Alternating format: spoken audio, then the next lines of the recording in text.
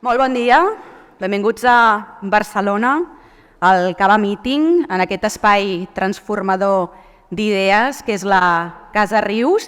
Farem una trobada de 2 dies d'abast internacional per definir encara més els contorns de la denominació d'origen cava amb veus expertes y paladars molt afinats.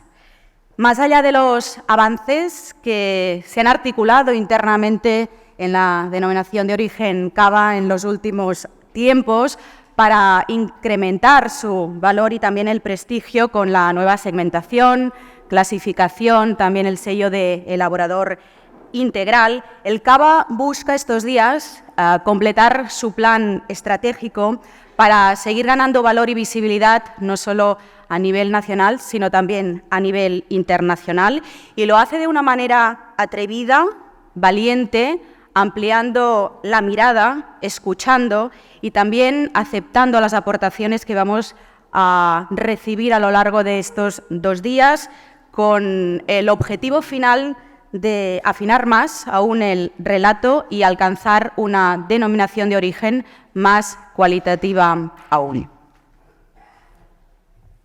Thank you, Ruth. Well, as she said, we have 2 days ahead packed with presentations and panel discussions, quite high-level ones. And that will be during the morning. Then at lunchtime, there will be a break and you'll be able to taste some of the cavas made by 48 producers between the 2 days. They'll be serving the top-of-the-range wines. Then in the afternoon, there'll be visits to cava producers. You have all the details in the big book on your table. As this is an international meeting with guests from several countries, some of the presentations will be done in Spanish, others will be done in English. If you need translation, there's a simultaneous translation service provided, and you can get headsets if you need them from the cloakroom at the entrance. Well, without further ado, we have a little bit of a delay already, so we'll get started. And I'll leave you with Javier Pagés, President of the DO-Cava Regulatory Board, who will set the framework of this Cava meeting. So, Javier. Let's go.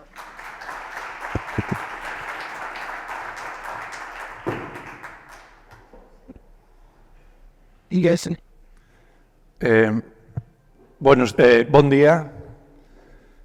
Sí, esto lo necesitaría. Bon día, buenos días, good morning.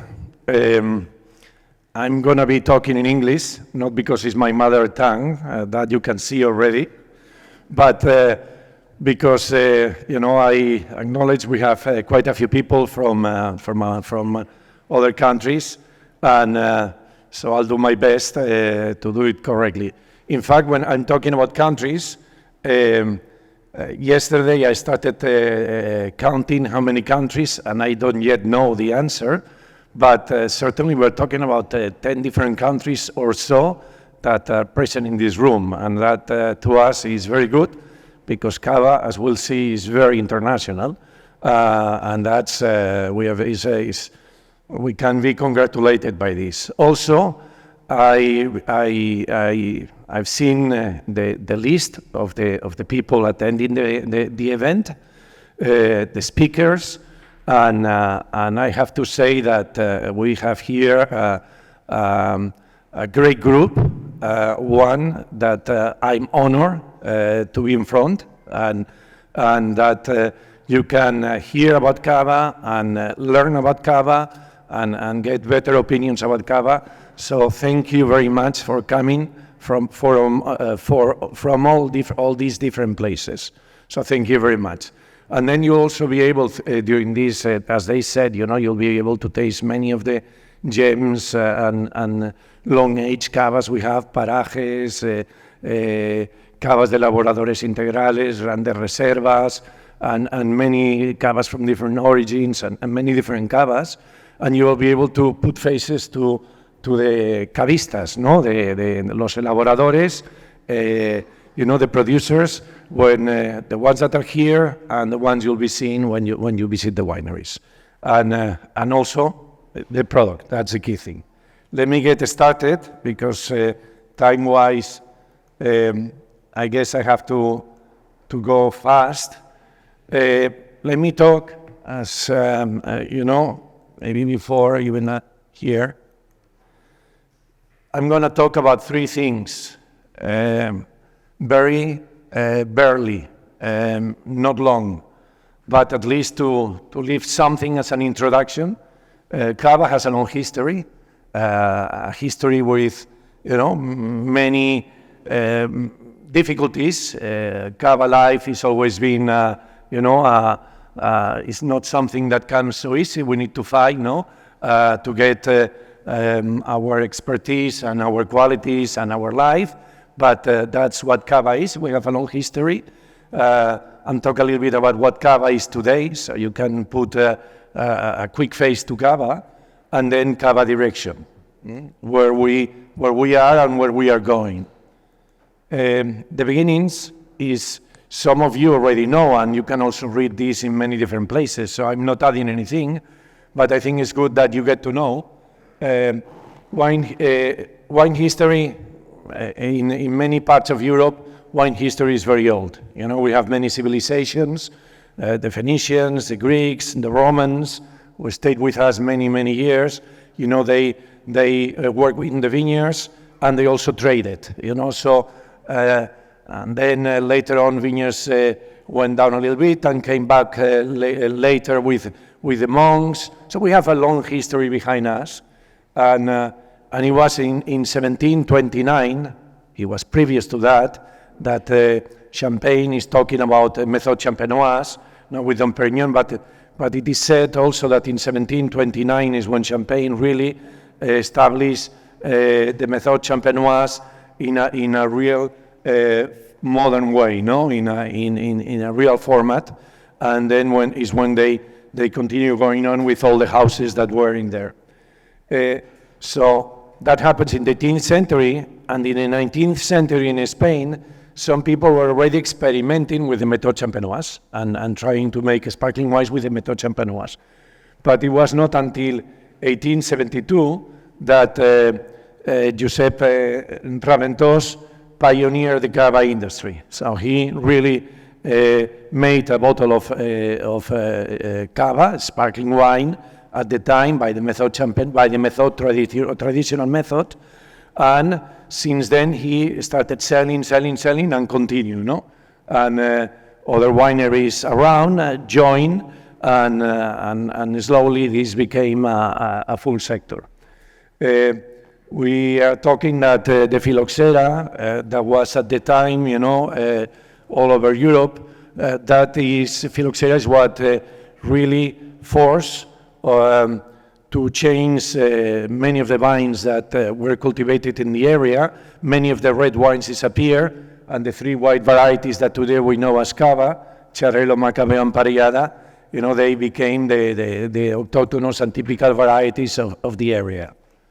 Then we got a commercial expansion. The commercial expansion first happened in Spain. It went quite fast, and the first decades, all Spain was already consuming sparkling wine by traditional method, Cava. It was not known as Cava at the moment. It was called Champagne, in fact, or Champagne. There are different names, but mainly Champagne. And Cava started exporting at the end of the 19th century, but mainly to its Spanish-speaking countries and closer countries, and not in a big way. And Spain, we need to understand that Spain, during most of the century, was really an isolated country in terms of trading, for different, several reasons, some of them political, whatever, but it was not like many other European countries that were already trading more internationally. Spain, no. Spain was very much self-focused on itself. And it was after the Civil War and in the 60s and 70s that Cava and the region and the sector started exporting in a more professional way. The name Cava was already in use, and they appeared in an official document in 1959.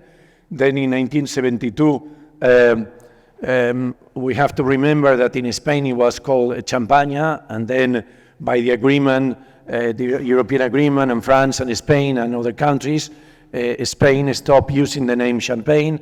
They needed to find a new name, and the name that was found was Cava, and that was the name that was used. And in fact, in 1972, it was approved Cava as a name for the sparkling wine. And it was in 1986 that it became the delimited, designated region. Not yet with all the regulations as we know today, but they had already, the delimitation.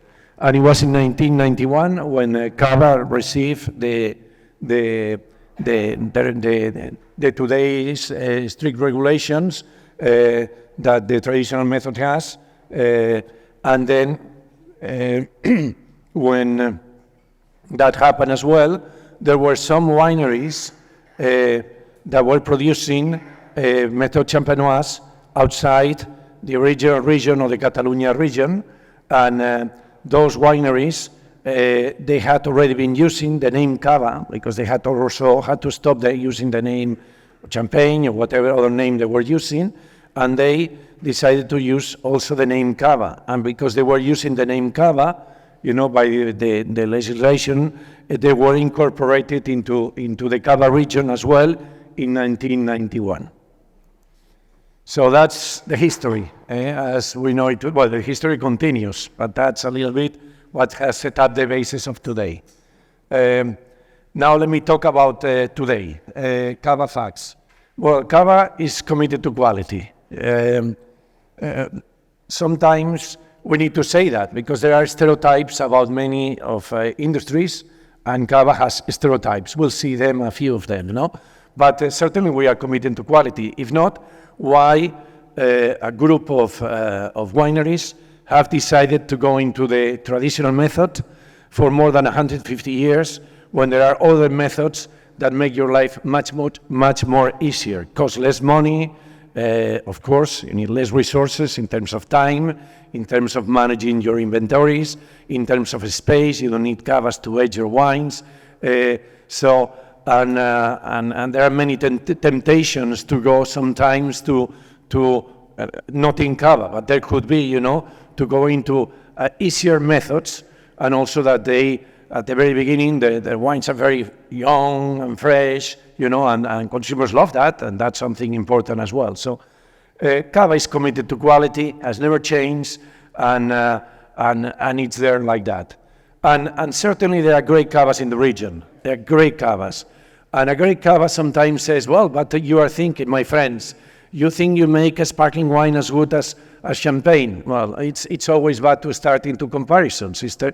But we have method champenoise, not any longer a traditional method, which is the right way to say, and that's why people compare. But clearly, we are a different region. We cannot do the same kind of product. Our style is different. Our varieties are different. Even if we use some of the varieties we use can be Chardonnay and Pinot Noir, for instance. But when they are in the region, they have the Chardonnay and Pinot Noir, but they have different style.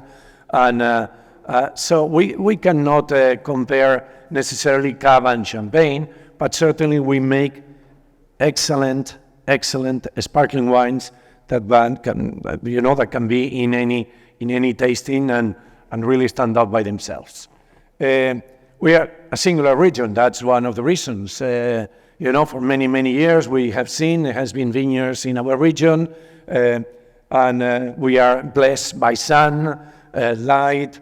The Mediterranean culture is there in many places, and even as Cava has different small territories, we also have some continental regions that add diversity to the whole Cava region. And Cava is really singular. And also another thing that's very Cava is some DOs or some people make still wines and sparkling wines. No, we do sparkling wines. That's what we've been doing for more than 150 years, and that's where we are. No, we are a specialist. We do Cava, and we try to, with our knowledge, what we learn from outside, we try to do it better and better and better every time. Some facts. Well, Cava is not a small DO. and being a big deal has many great things, and has whoever or whatever is big has also its own things to manage.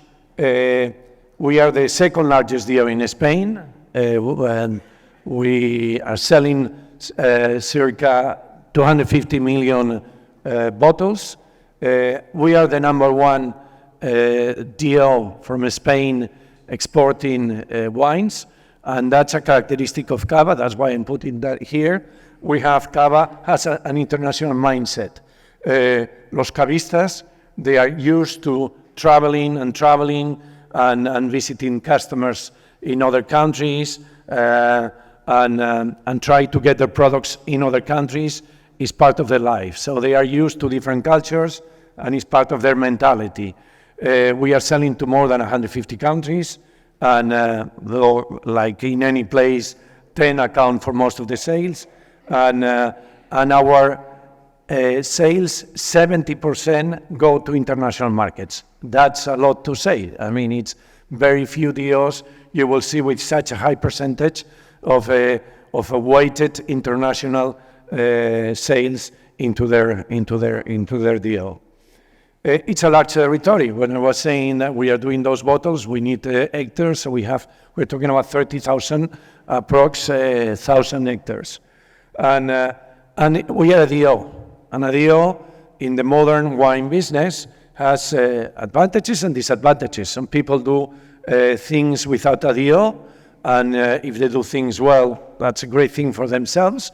But the people that go into a deal they get a higher commitment, and the higher commitment is that the deal we buy meat, because the deal is our name, the territory is where we live, and that's where we need to preserve and sustain for the future.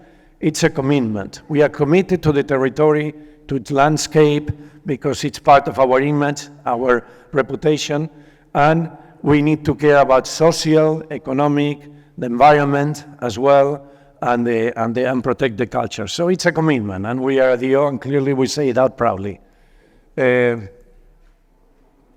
More facts. We have 350 sellers. So that means plurality, that means diversity, that means as well richness. We have wineries with different wine philosophies. They approach a wine, even if they want to make a quality sparkling wine, their way to approach to that quality sparkling wine, one person does it differently than the other person, and that's good for us consumers because we want singular wines and different wines. Here we have different wine philosophies. We have different business models. Some people concentrate on one side of the segment, they have different ways of thinking of strategically how they want to go into that wine business. And we have wineries, but we have cooperatives. And that's also a point of diversity. It makes it even richer, no? They have different points and ways of doing things and adds to it.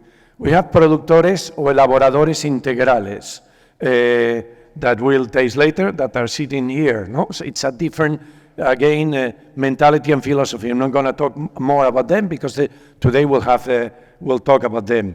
We have century-old wineries and we have young wineries, new people that get into the business and with a lot of energy and ideas. So we have all this combined. We have large wineries and small wineries, and they all fit into the deal. And we have wineries that have they are great vineyard holders, and others that they just buy grapes or wine in some cases. So we have all these within the deal. We also have, and that's a fact, and that's why I'm bringing it out, because in most times when people ask me about Cava, always come these kind of questions, always. And I say, why don't you put them on here on the front already, you know? Cava does not have a true geographic identity. Well, we do. We do, clearly, we are a deal. And we have done more things to this, because we have to recognize, or we believe, that origin is something that's very interesting for consumers, and that's what we have added the origin, more origins or territories to the Cava. big producers prevent the rest from succeeding. That's not true. Big producers are big producers. They can be very qualitative. They have their business models. But some small producers are living and doing great products with the big producers, and some don't. But that's up to the small producers to do well, no? The smaller artisan producers cannot succeed under the existing region. Well, that's not true either. We have great artisan producers in our region. Cava does not allow producers to site zone the wine that has been made at the property. That's not true either, and we'll see that later. And low grape prices do not allow quality-based viticulture. That I have to say that it is true that the grape prices, not that they don't allow for great viticulture, but very tight. But that is not something that happens only in Cava, it happens in Spain. In Spain, in Cava as well, we have a long road yet to raise the value of what we make, of our products. And because we are not yet selling the products maybe at the quality they are, the wineries, they don't get the same kind of revenues, and the whole chain model and process, it's tighter, But that's what it is, and that's what's happening. And we have grape prices, different grape prices. There are lower grape prices and high grape prices as well. Now, we have, and that's the latest, the regulations in search of differentiation and singularity. That's what we have done in the last few years. And the reason is, part of the reason is we have two polarized realities. When we analyze the market, we know we have consumers that approach the wine business mainly, and that's every time we say something generic, that there are more into this. In one of the two polarized realities, there are many different kind of consumers.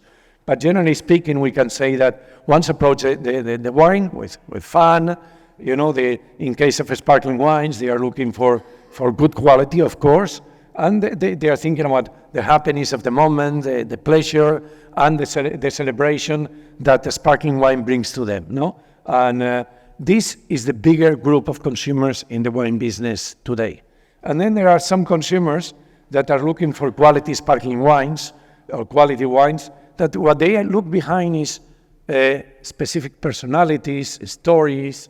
They want to know more, the origin, the vineyards, if there is a vineyard, what they are doing with the vineyard, if sustainable, and this is beautiful as well, because those wineries bring lots of innovation to the wine business as well. They approach the wine business with many different ways, and those consumers love these kind of wines, and they are willing to pay more.